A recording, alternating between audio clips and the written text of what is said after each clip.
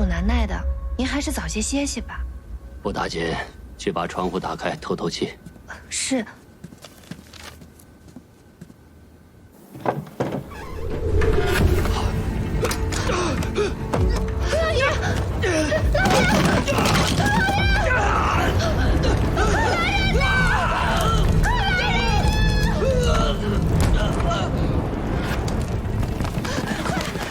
老爷身上着火了，快救！快救老爷！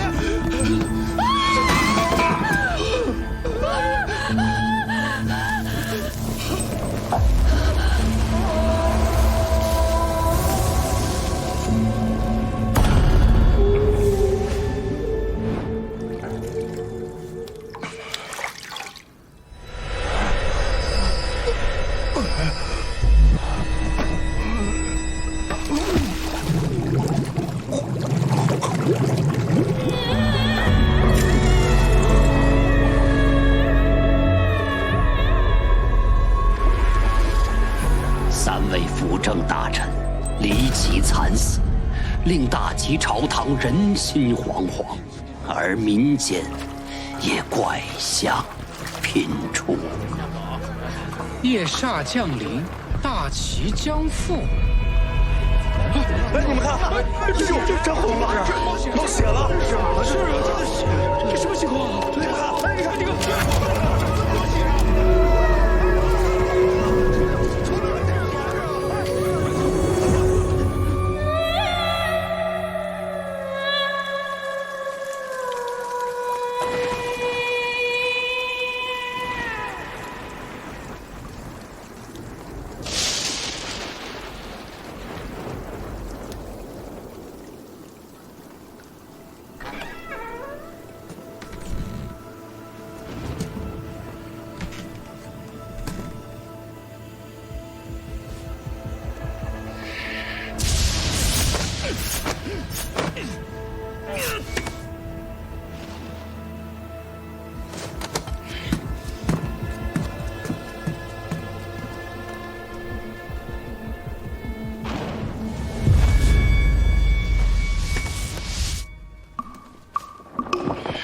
好了，可以了，都出来了吗？收了啊！啊，慢点，好吧。哎呀，哎，收起来。好，东西都归置好。师弟，怎么样了？发现什么线索了吗？这什么呀？康段残渣。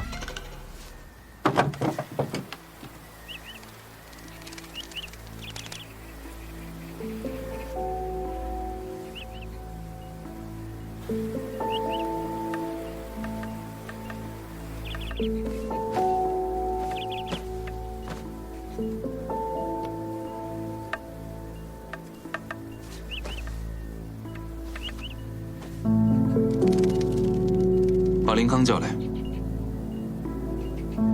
你是林树的堂兄林康。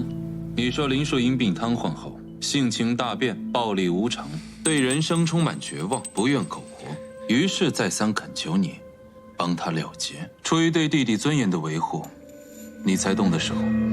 是，大人明鉴。你撒谎。你若真是于心不忍下的手，内心必然无比慌乱。 下刀也是凌乱无常，可仵作验尸后，发现死者身上的伤，刀集中在左胸口，无一刀落在别处，可见你下刀时有多么冷静沉着。还有，你之所以挑选在雷雨天动手，就是想利用雷雨声来掩盖自己杀人的动静。大人，我跟阿树手足情深，阿树瘫痪后，我就亲自照顾他，一日三餐无不精心，我都这么对他了。 我又怎么可能谋害他呢？无不惊心。可我在床缝里只找到了康团残渣，你自己吃的肥头大耳，给他吃的却连乞丐都不如。此外，仵作验尸发现，他的后背和臀部满是褥疮，这就是你所谓的精心照料。你说林树性情大变，可他即便下半身瘫痪，也要伸出胳膊用自己的口粮去喂饱窗台的麻雀。他这般心善，你说他暴力无常？不。 这都是你的揣测。林树瘫痪后，你便搬进林宅，以主子自居。你遣散他的家仆，对他百般折磨。见他生命顽强，你便动了杀心。林树死后，你连头七都等不及，就急着去官府更改房契，这房契上的过户日期写得明明白白，你还敢抵赖？林康，你丧心病狂杀害林树，并非想要替他结束痛苦，你只是想要谋夺他的家产。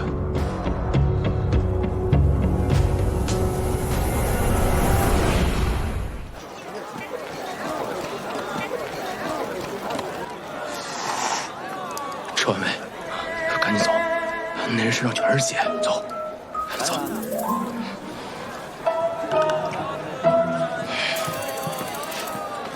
沈捕营来得真快啊！师弟，师兄，小二，再下2碗面。好嘞，肖神捕。萧神捕，萧神捕，再下萧北明。萧神捕，萧神捕。林康尹押回去结案了，但是张状元的案子上面追得紧。市里在义庄停多久了？1天1夜了，他们家人都急了，跟咱们要说法呢。差不多了，蒋说。哦，我这就去还尸体。去抓人。啊？张状元确实是窒息而亡，不过不是肺疾，而是毒杀。我在他尸体脚部发现了一处老鼠的咬痕。老鼠？不是普通的老鼠，是一种稀少的毒鼠，名叫闭眼银鼠。此鼠毒能够让人呼吸困难，最后窒息而亡，看起来与肺疾无异。而且这毒普通的法子验不出来，得等个1天1夜。师兄，你回去拿馒头按在伤口上，如果这馒头变黑了，那就可以抓人了。抓谁呀？闭眼银鼠极爱吃紫蛇梅，整个张府上下只有他夫人的指甲缝里是紫色的。那个老鼠应该就在他房间的土罐里，你们抓人时小心点，别被咬。我去了。前阵子那个花魁案闹得沸沸扬扬的，我根据他邻居牛老二的证词，把这个盗匪画像给画出来。你看要不要张贴？全程搜捕。贴可以贴，搜就不用了。为什么？因为根本就没有这个人。啊？花魁脖子上的伤口皮肉没有外翻，但头顶处的皮肉却外翻了，说明他是死于头部撞击，被人伪装成割喉。案发现场有刀，但却没有沾血的撞击处。要这么说，他不是死在家里，那凶手又是谁啊？既然这个案发现场是假的，那个口口声声看到强盗入室杀人、看到强盗真面目的人，自然也是假的。牛老二，你把这话贴了吧，他看到以后会以为我们信了他的话，从而放松警惕，去取那些他偷了又藏起来的赃物。我这就去盯着他，来个人赃并获。师兄，厉害！小二，哎，结账。萧神捕，萧神捕，您这些一共才10个铜板，我怕收着吧，这银子就是给你的。给我的？你双目充血，显然是休息不足。你的袖口、胸口都有药渣，应该是熬药、喂药留下的。平日你母亲就在这里帮你摘菜，这几日却不见她的踪影。如果我猜的没错，她应该是病了吧？萧神捕，您猜的不错。这几日我母亲病重，我就想着多卖几碗面，攒钱给她抓药。可您这钱我不能收。收着吧，救命要紧，别耽误了病情。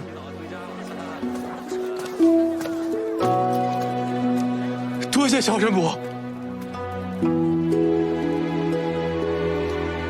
师兄，宫里来人说，让你和师父马上进宫，这是卷宗。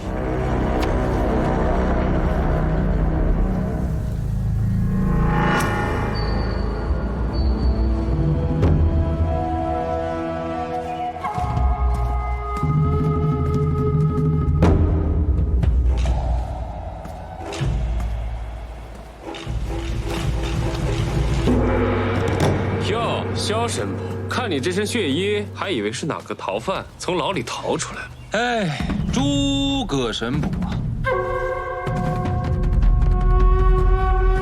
京城那么多命案要案，陛下都交给我们神捕营来办，累死了。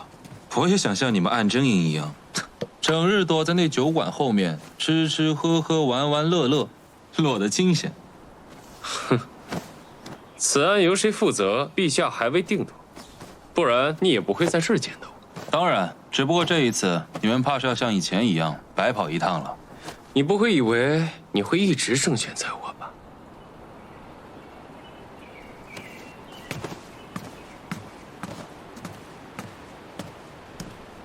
也不是什么难事儿。衣服。陛下，贼人叶煞公然谋害我大齐官员，引得民怨沸腾，人心惶惶，其心可诛。我安真营愿捉拿叶煞，为陛下分忧。陛下，沈溥银掌管了京城大小形势，此案理应交给我沈溥银来承办。朝廷要员之案为历来由安真营负责，此案应该交给安真营主持。行了行了，二位莫争了，当务之急就是速破此案。朕倒是有个提议，你们安真营和沈溥营联合办案，二位意下如何啊？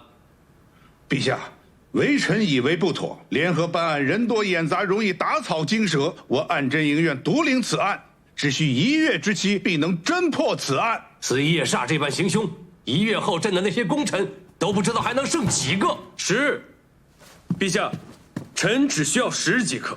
好，那就3日。陛下，臣查破此案只需3日。萧北明，此乃殿上，岂敢妄言欺君？萧北明，朕有所耳闻，近日来你屡破奇案，是我大齐不可多得的一位人才。但是这3日为期，是否也过于轻率了？并非臣轻率，只是臣3日之后有婚事在身，不可耽误太久，故而臣查明此案只需3日。北明，好，3日就3日。3日之后，如果此案还没任何进展，定不饶你。臣领旨。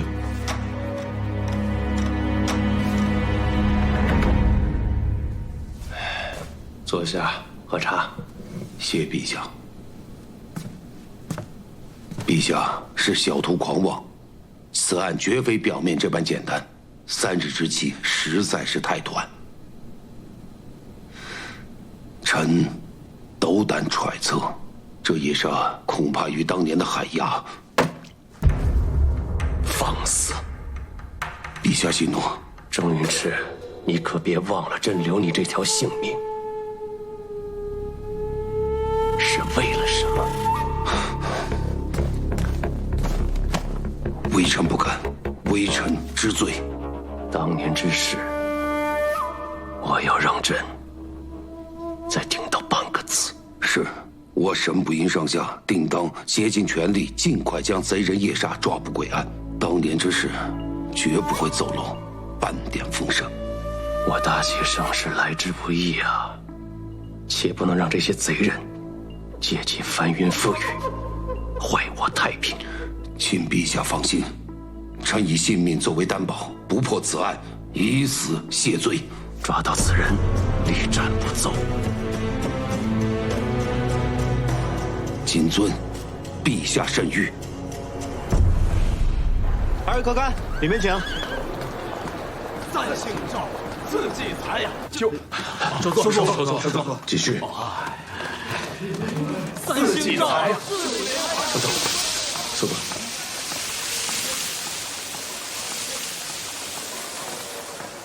竟由着萧北明这小子胡闹，敢应3日之期，我倒要看看他们如何玩火自焚。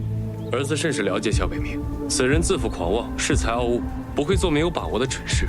他如此成竹在胸，怕是已经有了对策。云儿，盯紧沈不应，有任何异动，立刻通禀于我。明白。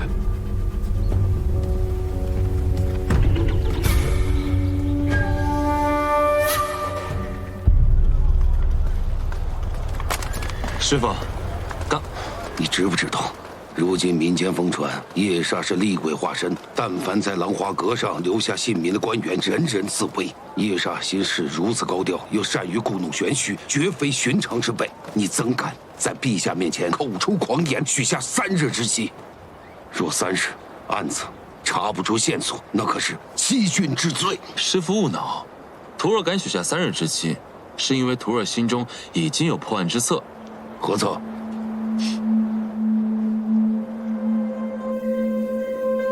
碑相流泪之后，可有人进过？啊，出事当天，陛下便下令清洗了碑相上的血迹，除了小人之后，便再也没人进来过。多谢。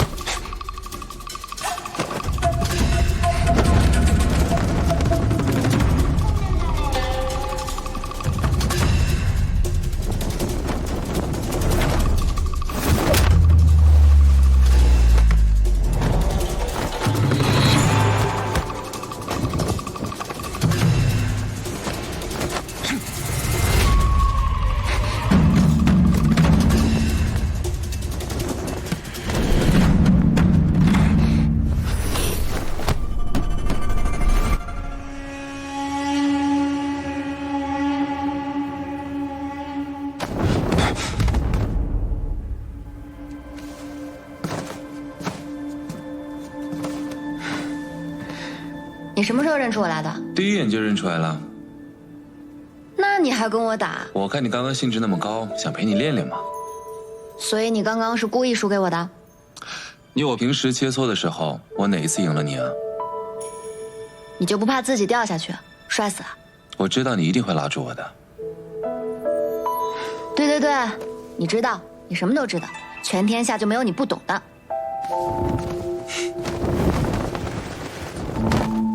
师妹，你是不是瞒着师傅出来查案的？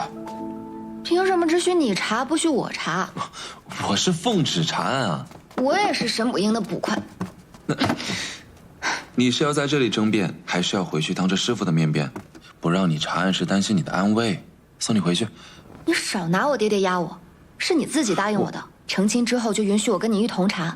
怎么，你想言而无信？我，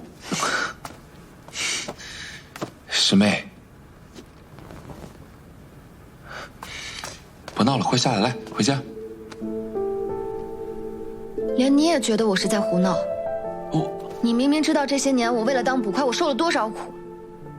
我好不容易才通过了考核，本来以为能够大展拳脚去判案去救人，就因为我是个女孩，你们所有人都哄着我不让我去查案，还有人在私底下说我爹是捕王，所以我才当上捕快的。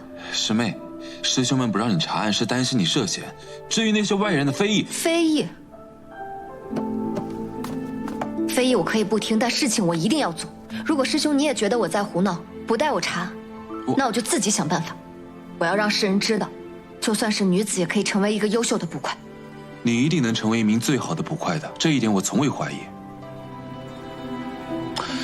只是此案太过特殊，叶莎她实在太危险，你也看到了。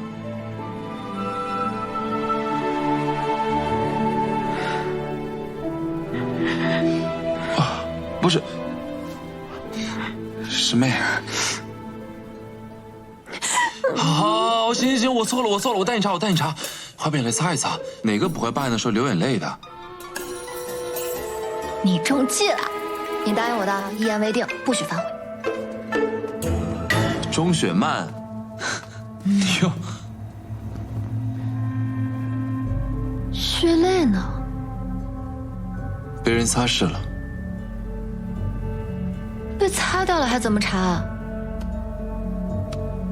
作案必有动机，此事定有蹊跷。你信鬼神吗？我爹说过，鬼怪之说自不可信，天下鬼事自在人心。没错，作案必有动机。你知道夜煞的含义是什么吗？民间有传说，人死之后若有仇怨，则魂魄难散，不堕轮回，化身厉鬼流连人间；而仇深似海、怨气冲天之人，化身之鬼则称为夜煞。传闻夜煞所命，杀人于无形。师兄，你断案的能力虽然比我强，但民间的话本可看的没有我多。而且夜煞杀死几位大人之后，并没有拿走钱财，所以不是谋财，而是复仇。我说的对吗？不全是，我认为夜煞目前所做的一切，皆是为了散布谣言。如果只是为了复仇，没必要在这碑相上动手脚。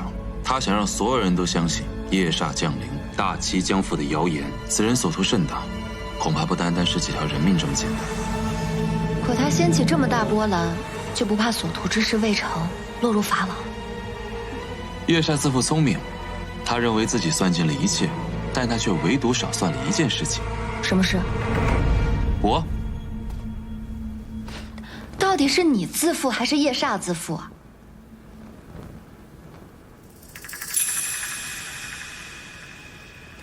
放心吧，我定能胜他一筹。走吧。去哪儿？天都这么黑了，当然是回家啊。啊，可什么都没查到呢。没查到也要休息。明日我们好一早去鸳鸯楼。去鸳鸯楼干嘛？鸳鸯楼也有案子。当然是给某人买他最喜欢吃的第一笼桃花酥啊。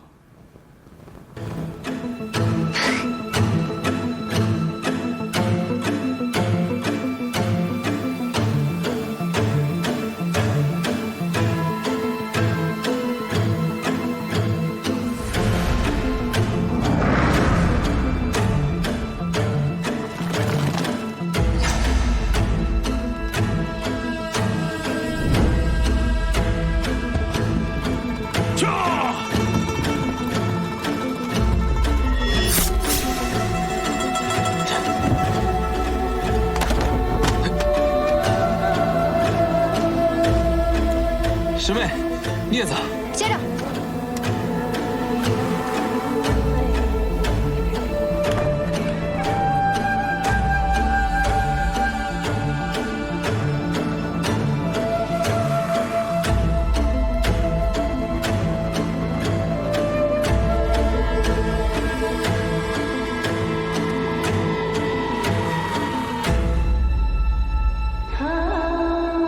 沈大人，你虽有调任在身，但眼下以安危为重，还是禀明圣上，暂时不要离开京城。荒唐！若叶煞真要杀老夫，你们又能守我多久啊？1年、10年？难道老夫就一直生活在你们的监护之下吗？那和你们神捕营的囚犯又有何区别？行了，老夫愿为社稷尽瘁此生。明日一早必须离京赴任。沈大人，师傅，沈大人说的没错，把他留在这里确实没有什么用。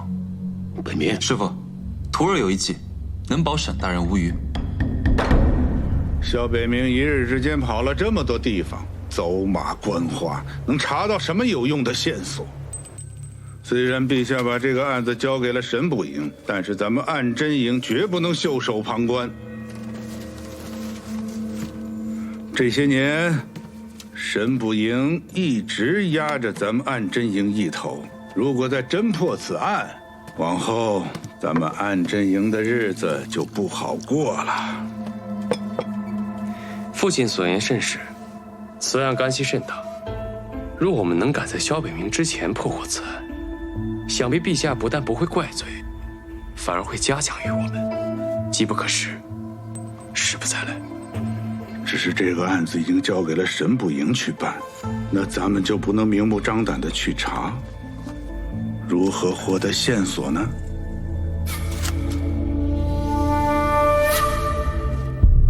你为什么要支持沈大人离京？一旦离京，我们就无法保护他了。明天就是第3天，万一出事了，那就麻烦了呀。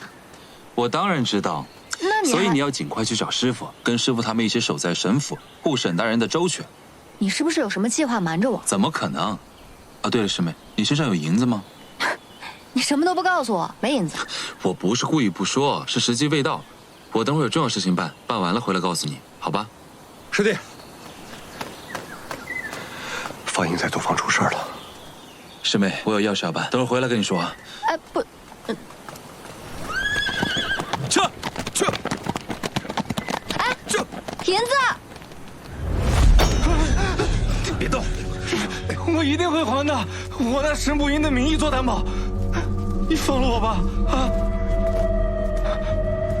哟，救星来了！师兄，你快救救我！诸葛想要砍我的手！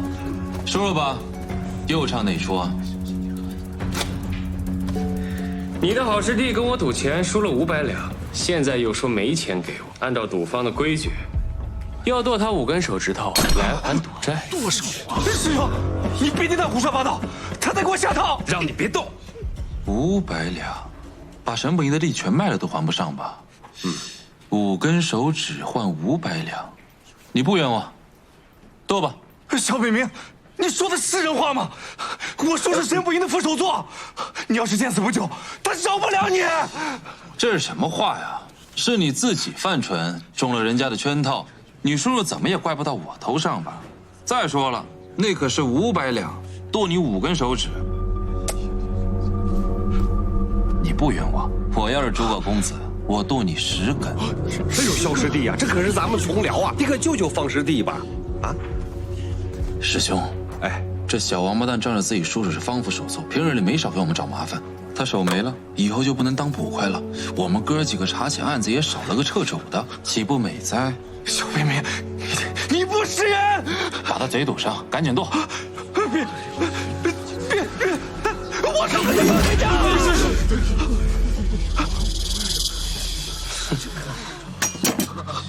懦夫！诸葛公子，你这是何意啊？大发慈悲，想借我的手铲除异己，我偏不胜他。哎，你这话说的，是他欠了你的债，你要剁他的手，跟我有什么关系？好了，你我都别装了。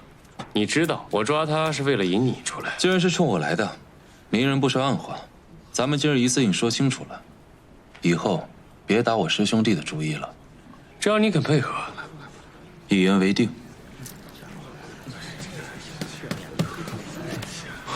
是。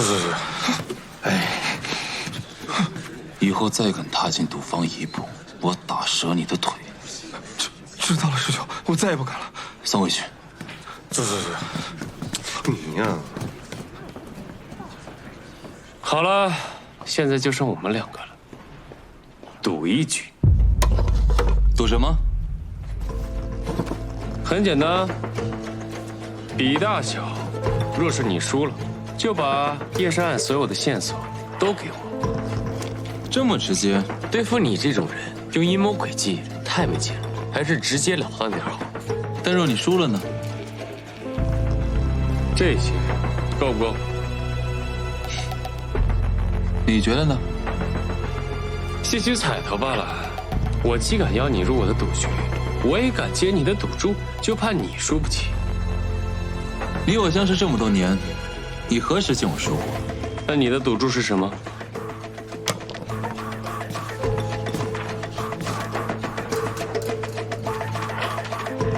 你知道，没几日我便要大婚了。若你输了，我要你在我大婚之日给我和师妹牵马。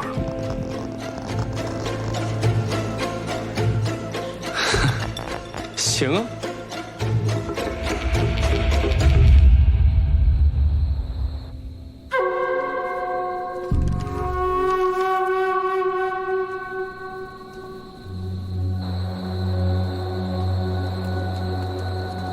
小师妹，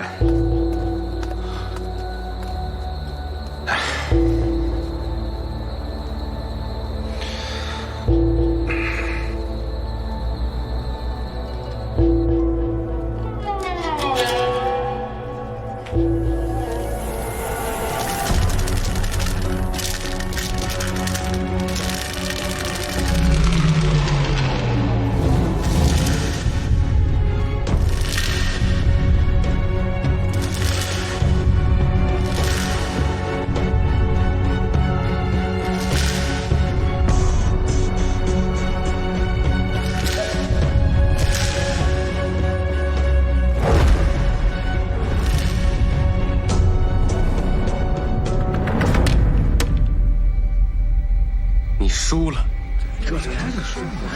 快开呀！开呀！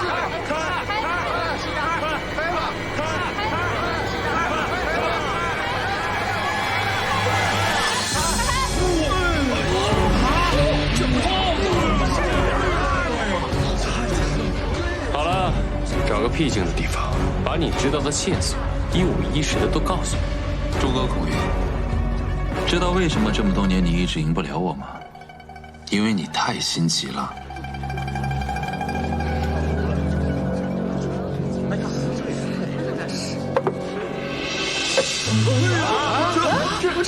这么大，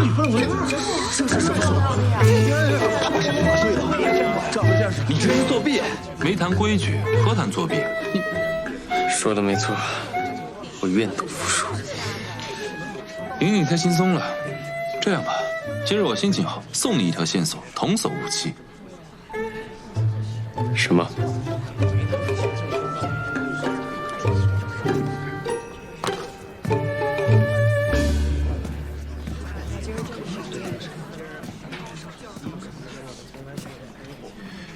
沈大人明日要离京，多谢诸葛公子。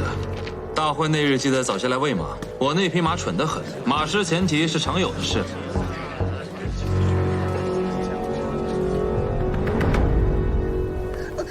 有，都有，来，一个个来，哎，小心，小心。谢谢公子，来，好人呐，都有，给。谢谢公子，谢谢大爷。这般得意吗？师妹，你怎么在这儿？所有人都在神府看着，眼睛都不敢眨一下，生怕出了乱子。你怎么敢跑到这里来胡闹？师妹，你别急，不是我要来的，是他非拉着我来的。啊！诸葛孔雀，你想干什么？你明明知道神捕营现在有要事，你拉着我师兄来这种地方玩乐。就算你们暗真营不顾及大局，思想龌龊，想要使点手段，麻烦你也分一下时候，动动脑子。你信不信我替你爹来教训你啊？就是，都什么时候了，还非要拉着我来赌钱。夫子说的对呀，非女子与小人难养也。好，本公子不跟你们浪费口舌，告辞。你给我师妹等着你！别气，下回我见了他，我替你骂他个狗血淋头，如何？你怎么还不走啊？我走错路了，不行。萧北明，你应该清楚，离京路上是叶煞对沈大人动手的最佳时机。单凭一个神捕营，恐怕没有完胜的吧？这本身就是一场赌局，但赌注是沈大人的命，也可能是你和你师父的命。不，是叶煞的。萧北明，不会有人能一直赢下去。如果这次你输了，那就是万劫不复。那就拭目以待，看看会不会比赢你要轻松一些。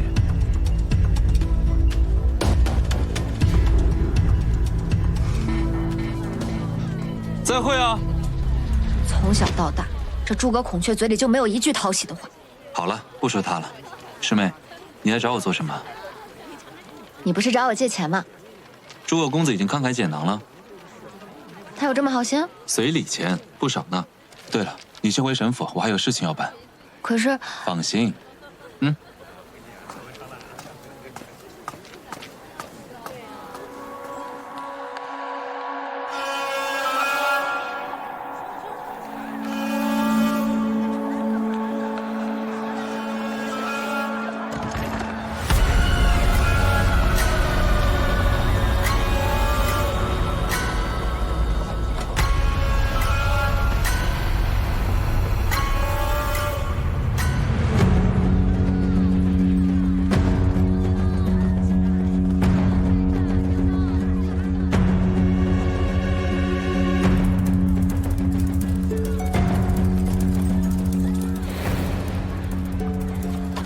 一招金蝉脱壳啊！咱们该跟哪一辆啊？跟那辆。跟那辆？为什么？那辆车上的随从是钟雪曼班，萧伟明绝对不会让钟雪曼孤身涉险，他一定就在那辆马车里。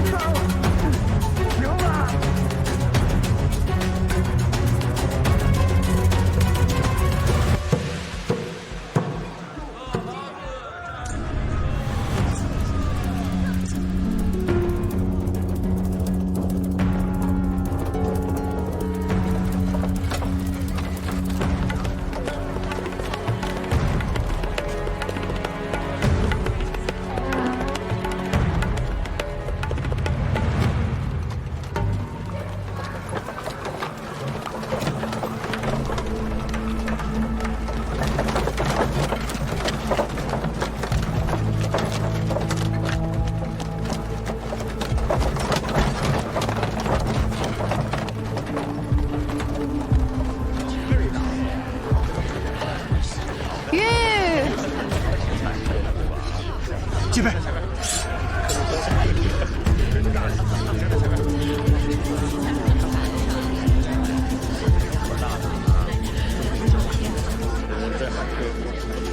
帮我拿下。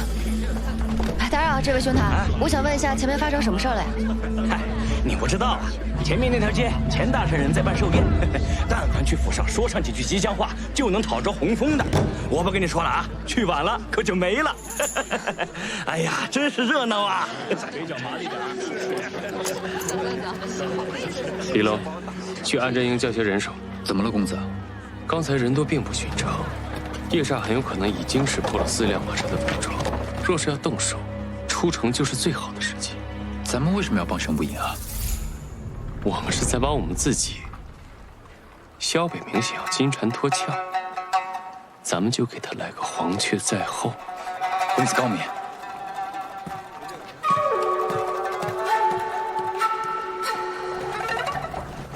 师兄，前面马上就要出城了，小心点，出城后才是最危险的。好。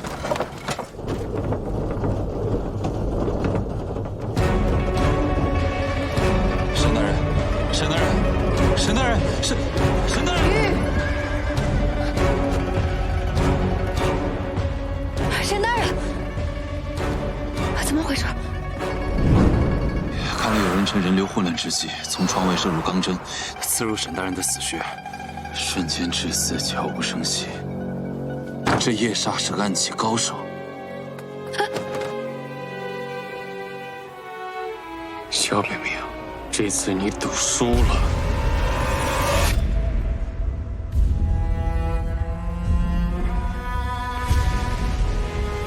口口声声说3日就能破案，结果呢？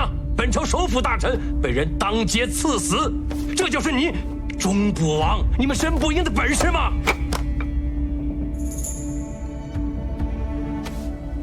陛下，沈不营萧北明求见。来得正好，让他进来。我倒是想看看他怎么跟朕解释。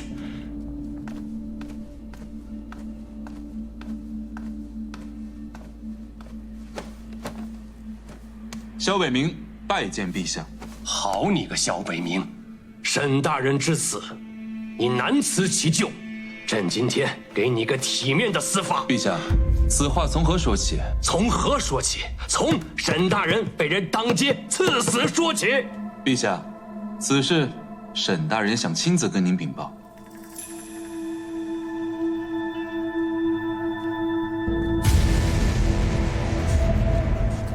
臣沈弼拜见陛下。沈大人，陈来生，做笔生意。臣找人做了人皮面具，足以以假乱真。马车上死的是关押在沈不营的死囚。臣本想以此计抓捕叶煞，却不料无功而返。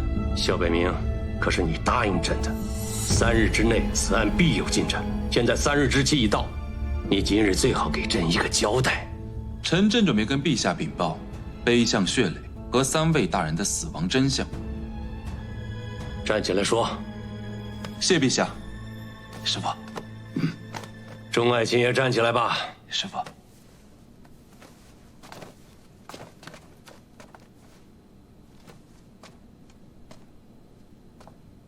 臣先从碑相血泪说起。虽然陛下命人擦去了碑相上的血泪，但事过留痕，还是被我发现了端倪。其实所谓的血泪，只是一种特殊的蜡而已。有一种蜡，原名为摩罗蜡，是番邦寺庙常用的一种祭祀物品，中原极为少见。此蜡常温下无色，但遇到温度上升，立即融化变色成血红色蜡液，又叫凤凰蜡，取凤凰浴火之意。祭祀之前，有人在碑相的眼睛上涂了凤凰蜡，一旦碑相流出血泪，他便着手杀死碑相上的功臣，造成天降惩罚的假象。这琅华阁戒备森严，那这贼人又是如何潜入涂蜡的呢？他不需要潜入，只需买通看守琅华阁的太监。他应该是没有想到此事会闹得这么大。臣发现他的时候，他已经畏罪自杀了，亦或是被叶煞给灭口了。那朕的3位辅臣离奇死亡，这又怎么解释啊？臣先从陆大人说起。臣在陆大人被害现场发现路边2侧的树木有丝线捆绑的痕迹，臣推测是因为陆大人骑马高速奔驰时撞上了凶手提前绑缚的丝线，割断了喉结。此县极为特殊，名为血容县，是江湖上一个善用暗器门派所制。此县坚韧无比，但遇险顷刻即融，在丛林中只会被当作蛛丝，不会引起人的怀疑。那秦大人和樊大人呢？秦大人无端烈火焚身，是因为秦大人的衣服被人提前涂抹过一种特制的染料，其中有硝石的成分。而秦大人素有眼疾，伏案写奏时一贯离灯烛极近，被火引燃了衣裳，在特制的燃料助燃下，瞬间烧成灰烬。硝石味苦咸，一尝便可辨别出来。樊大人长有面疮，痛痒难忍，每日必用药浴洗脸，药包确实无毒，但有一味药分量却不对。那味药叫狼附子，按理1颗足矣，但那天的药包里却足有5颗。过量的狼附子毒性通过面疮破溃之处入体，令樊大人浑身麻痹，无法起身，直至在脸盆中活活溺死。而那镜子上的夜煞2字，则是提前用酸液写好，热气蒸腾下自己显形罢了。原来是这样，那你有没有查清楚这个人的身份呢？虽然夜煞破了臣的局，但他的身份微臣很快便能知晓。既然他破了你的局，你为什么如此自信，一定能够查到他的身份？因为此局是臣故意让他破的。我是同意你用4驾马车来迷惑夜煞，但你怎敢背着我私自调用死囚来做局？你告诉我，你是怎么想的？师傅，您息怒。那4个死囚罪大恶极，百死难赎，用他们做饵能救沈大人一命，乃是他们死得其所。你混蛋！就算他们被定罪，在没有行刑之前都有翻案的可能。你有什么权利剥夺他人的生命？在你眼里，到底有没有王法？师傅，徒儿认为有为之法，自当履之。又于规矩之中，岂不自负手脚？特殊时期，特殊手段，不去变通，怎能破案？怎能抓捕夜煞？我打死你！师傅，不是，徒儿之所以瞒着您，就是担心您反对此谢。当时局势紧迫，徒儿只有一赌，徒儿赌对了，陛下没有怪罪于我们，夜煞也中计了。眼下当务之急是抓捕夜煞，而不是你我在此争论。师傅，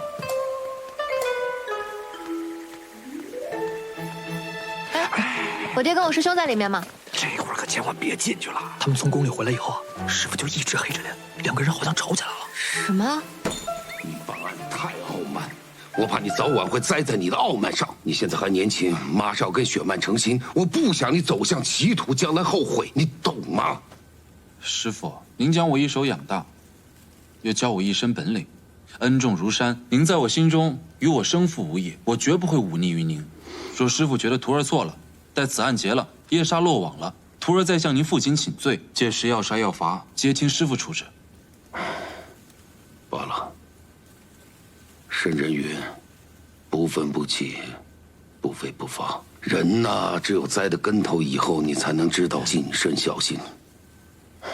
此事暂且不提，等破了案以后再说吧。多谢师傅。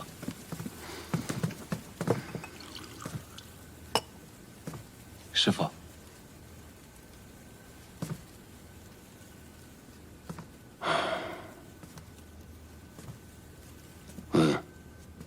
你在宫里说你是故意让夜煞破局，好查出他的身份线索，是怎么回事啊？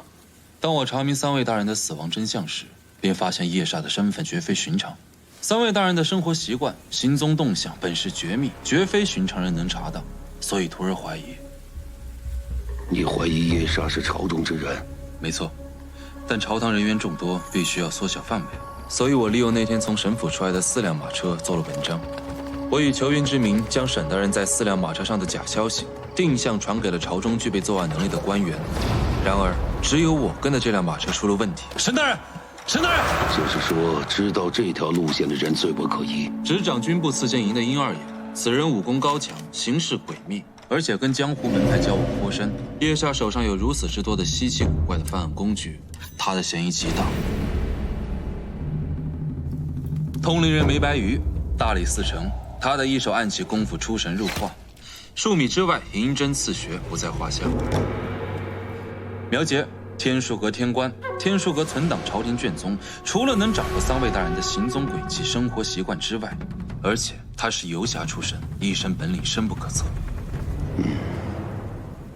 这3个人虽有嫌疑，但没有直接的证据。而且这3人位高权重，绝顶聪明，跟踪调查必定会被发现。如果想有新的线索，就得真凶再度犯案。若任由他犯案，还会有更多的高官死于非命。现在朝廷已经不能再承受更多的动量折损了。其实并非没有办法，只要寻个契机，将他们3人聚在一处，设法询问。徒儿有信心能分辨出谁是真正的叶煞。什么办法？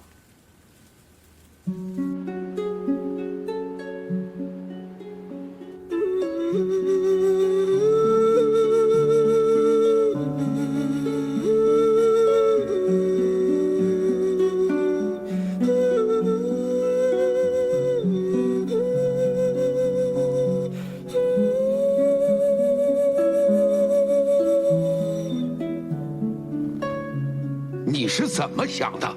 这是你个血脉的终身大事，岂能作为忌惮之用？这是眼下最合适的时机。错过了这次，不知道叶煞还会犯下多少案子。叶煞凶残，万一出了事，你将如何收场？不入虎穴，焉得虎子？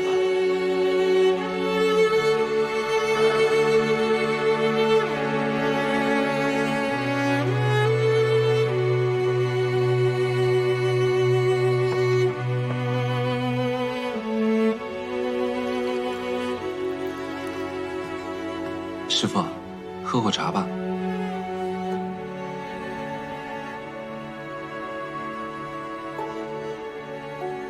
师傅，陪徒儿下盘棋。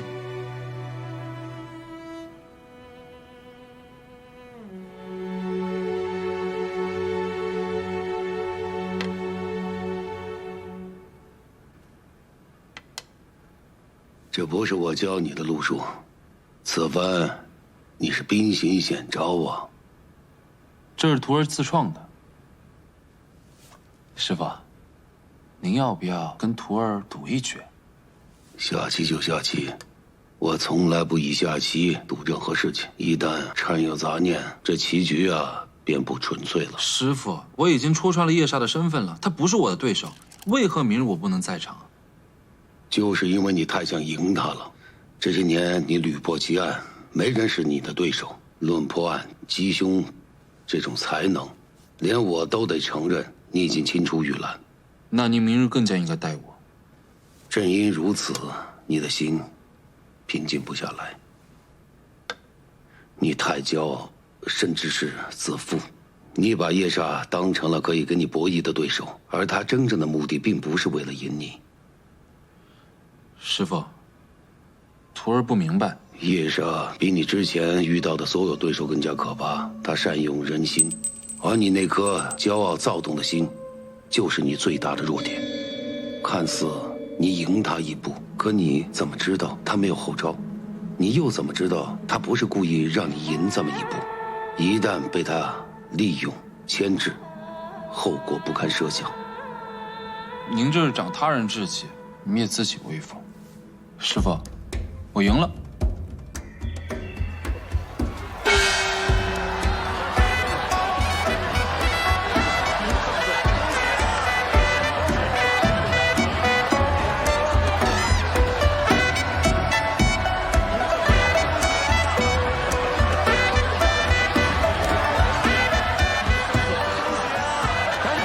这新娘子怎么没做花轿，也没在站着？听到了吗？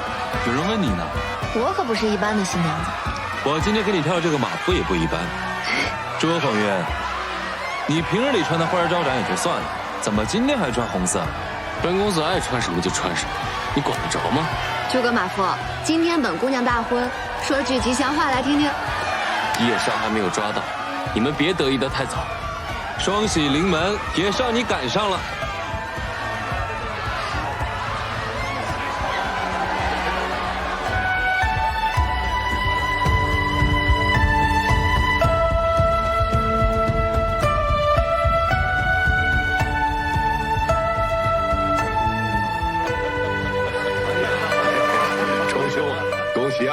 国王千金大婚，且我等做证婚人。征兄，苗某，荣幸之极。不敢当，不敢当啊！三位大人能来，那是给我宗某的面子，天大的面子。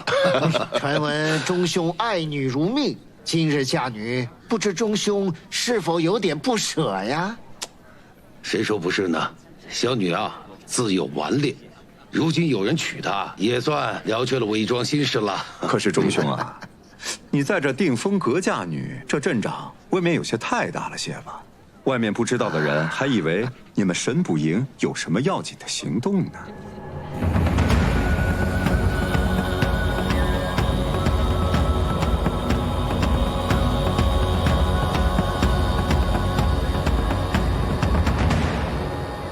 你如此谋划，岂不是将在场的所有人置于险境之中吗？这万一出了事，你将如何收场？只要计划得当，徒儿有信心能够保证在场所有宾客的安全。方副座，这位是羽林郎统领霍宗耀霍将军，多谢将军今日前来鼎力相助。见过霍将军。钟兄，你我不必客气，事关重大，说说你的计划。这北冥啊，是我的儿徒，不是赘婿，不能在府上办宴，自然得找一个风景秀丽的地方了。啊，有理有理。是。好，来了。好，来，三位请。好好好，好，大哥请。贤弟请。恭喜啊！恭喜恭喜恭喜！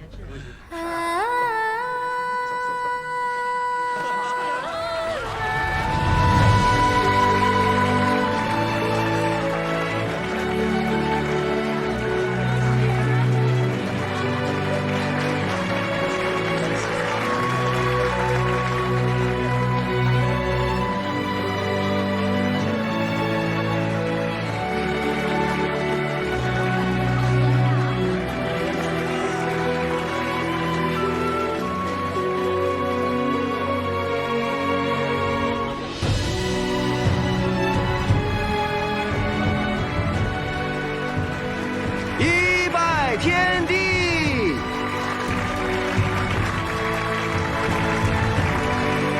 二拜高堂。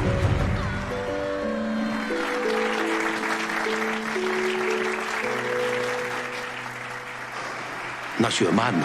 你考虑过她的感受吗？婚姻之于女子何其重要！这些年，她为你付出了多少情谊，盼望这一天又盼了多久？难道你想让她在这一天还担心自己夫君的安危吗？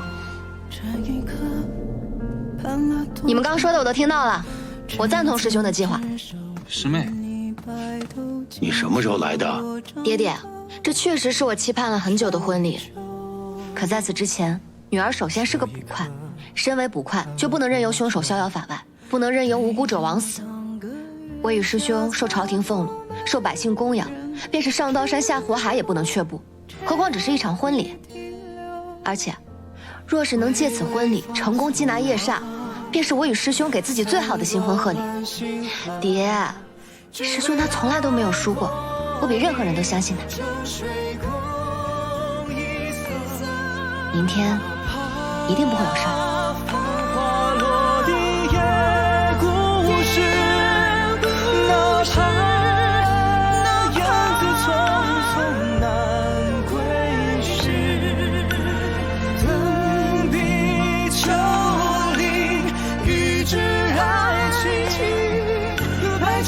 心化若晨曦，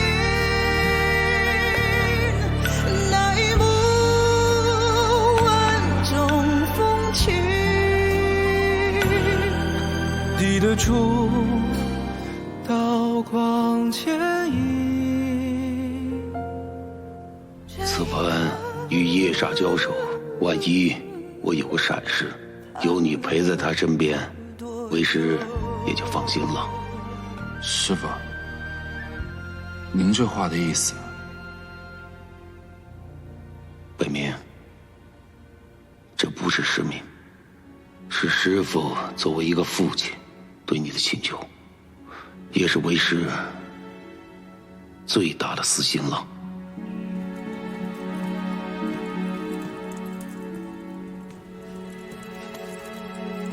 师兄，你在为爹爹担忧吗？你放心吧，爹是捕王，从未失手，抓到叶煞手到擒来。师妹，我总觉得哪里不对劲。我跟师父办案多年，无论对手多凶残，局势多凶险，师父都是淡定从容。可我从未见过昨日他那般神色。什么神色？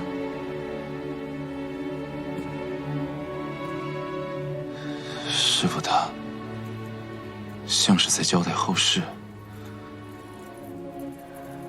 爹，您怎么来了？给，这是什么？这是你的嫁妆。爹将家里所有的田地铺子的地契，全存在了钱庄，以此搬至为信物，可去取出。爹这辈子没攒下多少家产，可是全凑出来也可以让你衣食无忧了。爹，听我说，你知道吗？女孩子家有了钱，才会有底气。来，让爹再抱抱。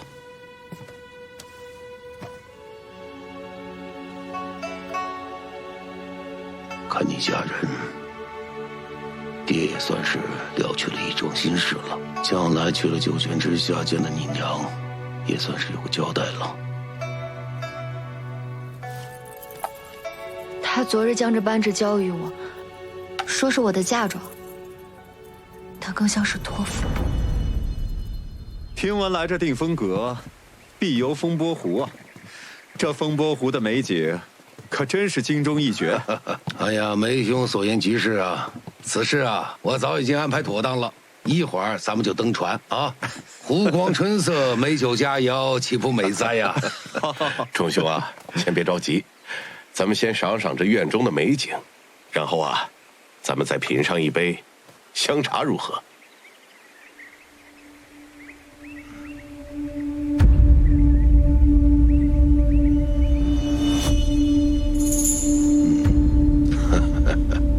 就听苗兄的，好。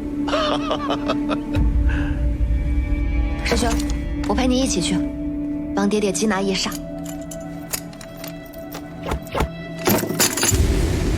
对不起，师妹，我答应了师父，不能让你受伤。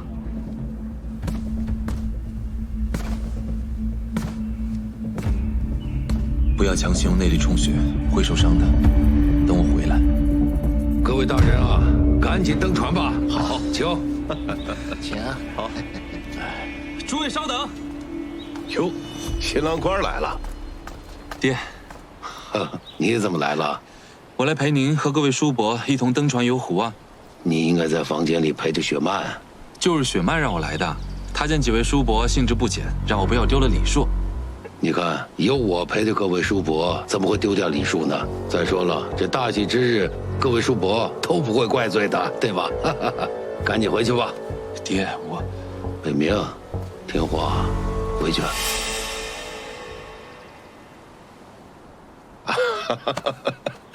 哎呀，钟兄啊，既然新郎官有这份心意，新娘子也不介意，不如让她跟我们一起游湖，不会耽搁太久。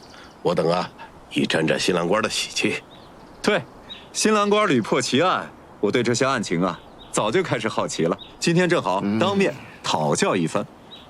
不错，有幸跟新郎官当面讨教，哎，不枉来此参加喜宴一场啊。庶子无知，何来讨教呢？再说了，今日大喜之日，哪能让那个新娘独守空房呢？北明，回去。钟兄，如此固执，这船上不会另有隐情吧？钟兄，有话便讲，不必弯弯绕绕的。钟兄啊，莫不是心怀鬼胎吧？你各位叔伯说笑了，我父亲爱女心切，不愿让雪曼独守婚房，承蒙各位叔伯抬举，晚辈恭敬不如从命。师父，你就让我跟各位叔伯登船游湖吧。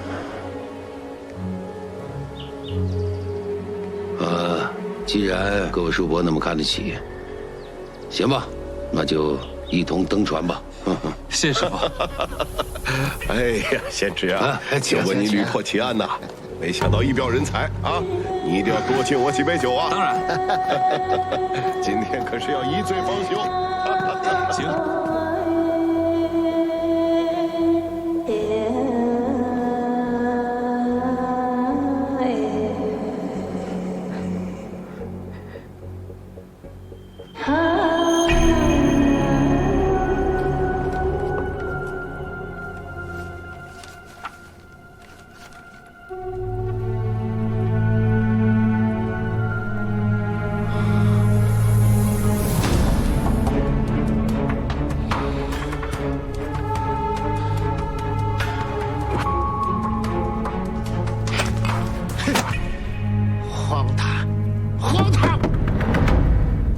怀疑我们是夜煞，这就是你们的待客之道吗？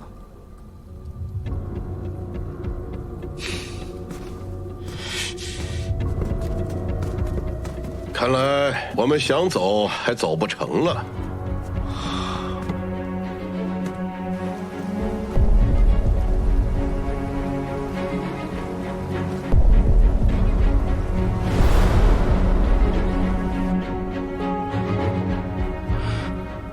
沈不赢真是好大的胆子，竟然敢拘禁朝廷命官！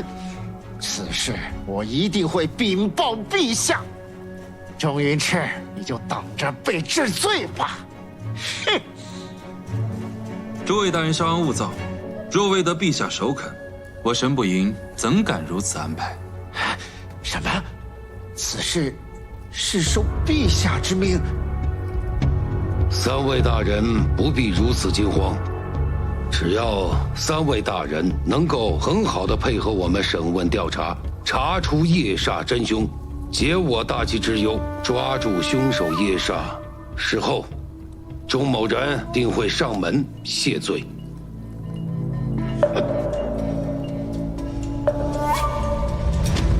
请。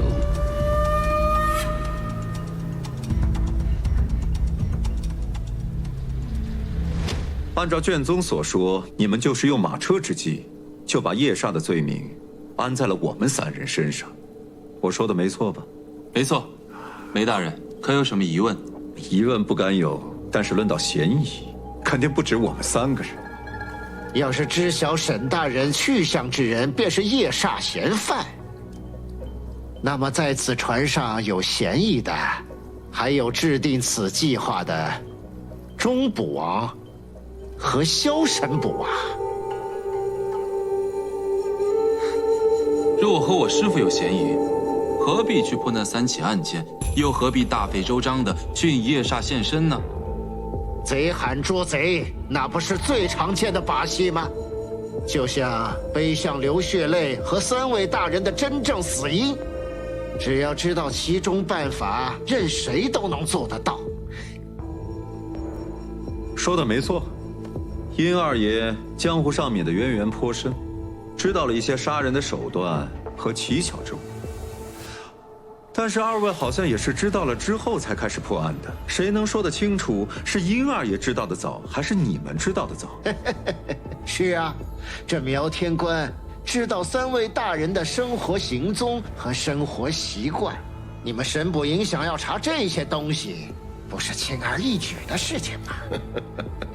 有意思。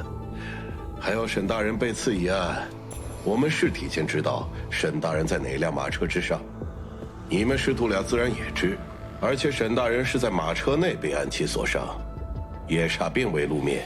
据我所知，钟捕王的暗器功夫也不差嘛。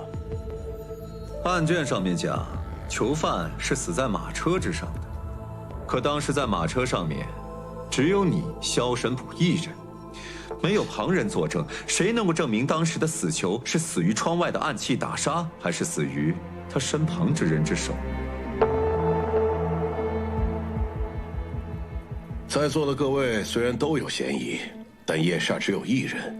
苗某虽不善破案追凶之事，但对夜煞的身份却有一些自己的推断。今日之所见，更是验证了苗某心中的推测。苗大人，你是知道谁是夜煞了吗？苗天官，你想说什么？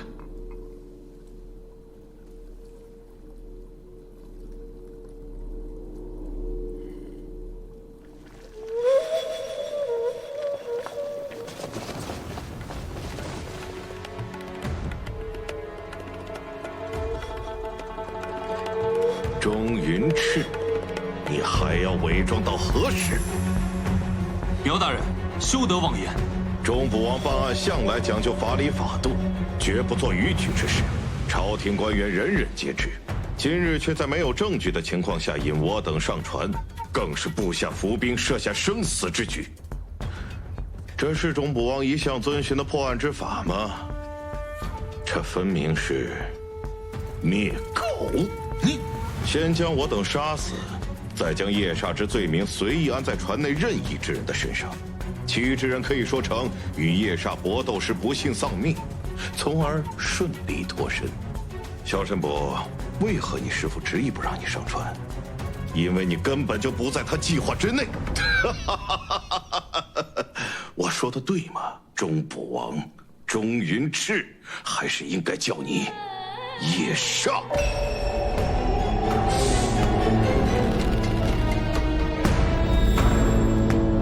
休要胡言！我师父请诸位大人上船，只为查验夜煞真身，从未想过要栽赃陷害，更不会加害于人。那我再给你讲个故事。苗大人，不要把事情搞到没有办法收拾的地步。既已上船，便没有回头路。什么故事？你到底想说什么？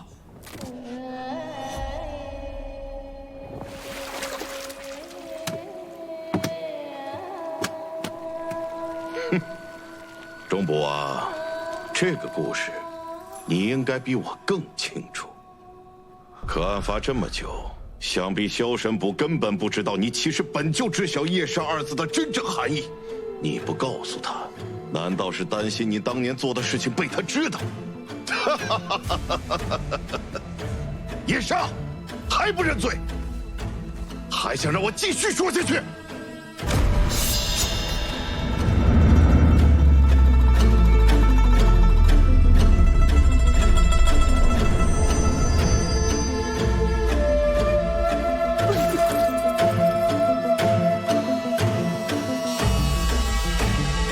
不好，有情况！